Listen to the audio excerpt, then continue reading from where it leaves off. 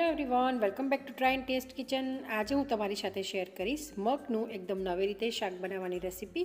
નવા સ્વાદ સાથે આ શાક બનશે, તો રેસીપીને એન્ડ સુધી જરૂર જોજો। રેસીપી ગમે તો વિડીયોને લાઇક કરજો, શેર કરજો અને આવી જ નવી રેસીપી જોવા માટે જો ચેનલ ઉપર નવા હો તો ચેનલને સબસ્ક્રાઈબ કરી બાજુમાં પેલું બેલ આઇકન જરૂરથી પ્રેસ કરજો। તો ચાલો રેસીપી સ્ટાર્ટ કરીએ।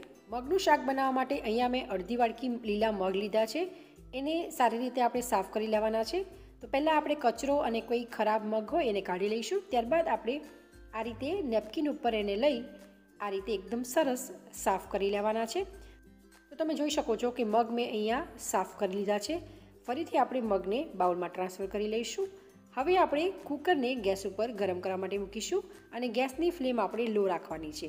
ત્યારબાદ આપણે સાફ કરેલા મગને કુકરમાં ઉમેરી એકદમ સારી રીતે એને શેકી લેવાના છે। તો લગભગ 2 મિનિટ જેટલા લો ફ્લેમ ઉપર આપણે આ મગને શેકવાના છે। આજે આપણે મગનું શાક એકદમ અલગ રીતે બનાવીએ છીએ। તો તમે આ રીતે બનાવશો ને તો મગનો શાકનો ટેસ્ટ એકદમ ડિફરન્ટ આવશે। તો અહીંયા મેં 1.5 થી 2 મિનિટ સુધી મગને લો ફ્લેમ ઉપર સાતરી લીધા છે, શેકી લીધા છે। હવે આપણે પાણી ઉમેરીશું। તો અહીંયા મેં 1.5 કપ જેટલું પાણી ઉમેર્યું છે। ત્યારબાદ હવે આપણે ટમેટાં ઉમેરીશું। તો મેં એક ટમેટામાંથી આ રીતે 4 ભાગ કર્યા છે।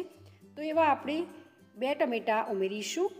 તમારે આખા ટમેટાં ઉમેરવા હોય તો પણ ઉમેરી શકાય અને એક મરચાંમાંથી 2 ભાગ કરીને આપણે ઉમેરીશું। સાથે આપણે 4 થી 5 લસણની કળી ઉમેરીશું। સાથે જો તમારે ડુંગળી ઉમેરવી હોય તો 2 મીડિયમ સાઇઝની ડુંગળી પણ તમે આની અંદર ઉમેરી શકો છો। હવે આપણે કુકરનું ઢાંકણ બંધ કરી મીડિયમ ફ્લેમ ઉપર 6 થી 7 વિસલ કરી લઈશું। 6 થી 7 વિસલ થઈ ગઈ છે, કુકરનું પ્રેશર પણ રિલીઝ થઈ ગયું છે। તમે જોઈ શકો છો કે મગ એકદમ સરસ બફાઈ ગયા છે અને એકદમ સરસ કોરા થઈ ગયા છે। હવે આપણે જે ટમેટાં, મરચાં, લસણ ઉમેર્યું છે એકદમ સરસ બફાઈ ગયું હશે, એટલે આપણે આ રીતે સ્પેચ્યુલા વડે એને મેશ કરી લઈશું, જેથી એનો ટેસ્ટ મગમાં બેસી જાય અને મગ એકદમ સરસ આપણા બને। હવે આપણે મગ બનાવીશું। તો તેના માટે પેનને ગેસ ઉપર ગરમ કરવા માટે મૂકીશું। એમાં 1.5 થી 2 ચમચી જેટલું તેલ ઉમેરીશું। તેલને ગરમ થવા દઈશું। તેલ ગરમ થઈ જાય ત્યારબાદ આપણે તેમાં અડધી ચમચી જીરું ઉમેરીશું અને 1/4 ટીસ્પૂન હિંગ ઉમેરીશું। ત્યારબાદ હવે અડધો ઇંચ આદુનો ટુકડાને મેં એકદમ ઝીણું ઝીણું સમાર્યું છે એ ઉમેરીશું। સાથે એક ઝીણું સમારેલું લીલું મરચું અને 2 ચમચી જેટલી કોથમીર ઉમેરી એકદમ સારી રીતે સાતળી લઈશું। તમને મારી આજની રેસીપી કેવી લાગે છે એ મને કમેન્ટ કરી જરૂર જણાવજો। જો રેસીપી ગમતી હોય તો વિડીયોને એક લાઇક જરૂરથી કરજો। હવે આપણે મસાલા ઉમેરીશું। તો અડધી ચમચી હળદર ઉમેરીશું, 1 ચમચી લાલ મરચું ઉમેરીશું અને બેને એકદમ સારી રીતે સાતળી લઈશું। મરચું બળી ન જાય એટલે માટે આપણે જે બાફેલા મગ હતા એ બધા જ મગ આપણે ઉમેરી દેવાના છે। ત્યારબાદ મસાલા સાથે મગને એકદમ સારી રીતે આપણે મિક્સ કરી દઈશું। મસાલા અને મગ એકદમ સરસ મિક્સ થઈ ગયા છે, પણ થોડા થીક લાગે છે। તો હવે આપણે જે કુકરમાં મગ બાફ્યા હતા એ જ કુકરમાં મેં 1/4 કપ જેટલું પાણી ઉમેર્યું છે, એ આપણે મગમાં એડ કરી દઈશું અને ફરીથી આપણે મગને કન્ટિન્યુઅસ હલાવતા રહીશું। તમે જેમ જેમ હલાવશો એમ મગનો કલર પણ ચેન્જ થશે। જેમ જેમ મગ બફાશે તો એકદમ સરસ એનો કલર આવી જશે। તમે જોઈ શકો છો કે એકદમ પરફેક્ટ કલર આવી ગયો છે।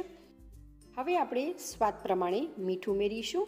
તો અહીંયા હું 1 નાની ચમચી જેટલું મીઠું ઉમેર્યું છું અને સાથે હું લીંબુ નીચવી લઈશ। જો તમે ગળ્યું ખાતા હો તો તમે અડધી થી 1 ચમચી ખાંડનો યુઝ પણ કરી શકો છો, ખાંડ પણ એડ કરી શકો છો। મીઠું અને લીંબુને એકદમ સારી રીતે મિક્સ કરશું અને ફરીથી મગને આપણે 1 થી 2 મિનિટ સુધી આ રીતે કૂક કરી લઈશું। તો લગભગ 1 થી 2 મિનિટ બાદ મગ એકદમ સરસ ચડી ગયા છે અને બધા જ મસાલા મગ સાથે એકદમ સારી રીતે મિક્સ થઈ ગયા છે। તો હવે આપણે ગેસની ફ્લેમને બંધ કરીશું અને ઉપરથી આપણે ધાણાભાજી સ્પ્રિંકલ કરીશું। હજુ આપણે મગ ઉપર એક વઘાર કરીશું, તો રેસીપીને એન્ડ સુધી જરૂર જોજો। તો ગરમા ગરમ મગને આપણે સર્વિંગ બોલમાં સર્વ કરીશું। ત્યારબાદ અહીંયા મેં એક વઘાર કર્યો છે। તો વઘારિયામાં 1 ચમચી ઘી ઉમેર્યું છે, તેમાં 1 ચમચી સફેદ તલ, સૂકું લાલ મરચું અને મીઠા લીમડાના પાન ઉમેરી આ સરસ વઘાર આપણે મગ ઉપર એડ કરીશું।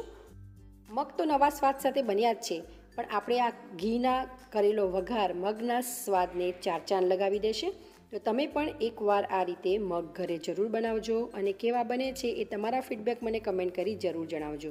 જો તમને મારી આજની રેસીપી ગમી હોય તો વિડીયોને એક લાઇક જરૂરથી કરજો અને ચેનલ ઉપર નવા હો તો ચેનલને સબસ્ક્રાઈબ કરી બાજુમાં આપેલો બેલ આઇકન જરૂરથી પ્રેસ કરજો। તો ચાલો ફરી મળીશું એક આવી જ નવી રેસીપી સાથે। Thank you for watching.